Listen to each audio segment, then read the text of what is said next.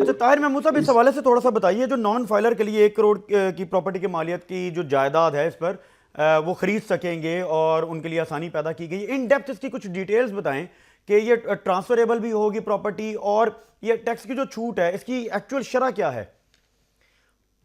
دیکھیے جی، ایک جو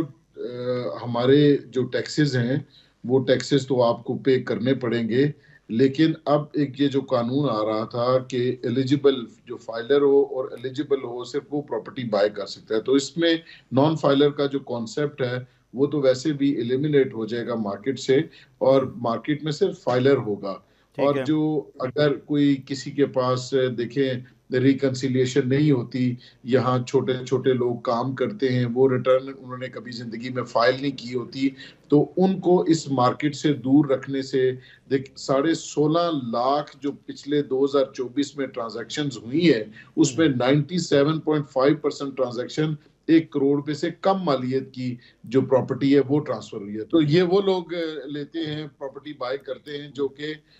اس سے پہلے یہ اپنا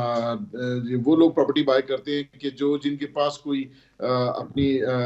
ریکنسیلیشن ویلتھ کی نہیں ہوتی ہے، یا وہ وہ پہلی تھوڑے دفعہ پیسے کوئی پراپرٹی خرید رہے ہوتے ہیں، موسٹلی وہ لوگ ہوتے ہیں جو پہلی دفعہ اپنا گھر موسٹلی بنا وہ رہے لوگ ہوتے ہیں، ہیں۔ تو ان اچھا کو یہ جب مارکیٹ سے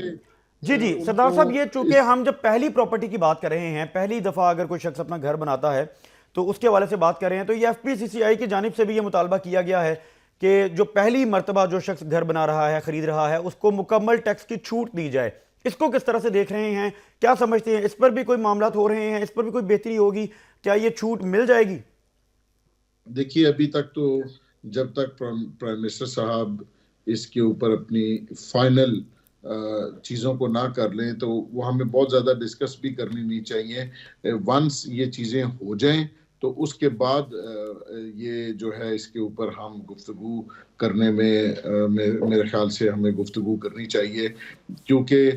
لوگوں کو آدھی بات سمجھ میں آتی ہے اور آدھی کو وہ خود سے ازیوم کر کے اس کے اوپر، جس طرح پاکستان بزنس کونسل ہے، انہوں نے ایک بہت بڑا پروگرام کر دیا اور پرائم منسٹر کو خط لکھ دیا۔ اب ان کو کسی چیز کی سمجھ تھی نہیں، ان کو پتہ نہیں تھا کہ یہ ہے کیا، ون سائڈ سٹوری سن کے کہ مگر ایک سردار بات صاحب کہیں سے یہ تو سن کے ایک تجویز ہی ہے نا، یقیناً ایک خواہش ہے ایک عام آدمی کی، عام جی پاکستانی کی، کہ جو پہلی دفعہ گھر بنا رہا ہے کم از کم اسے چھوٹ دی جائے۔ یہ عام آدمی کی آواز ہے، لہٰذا یہ ہم بالکل وہ تجویز ہی دے رہے ہیں۔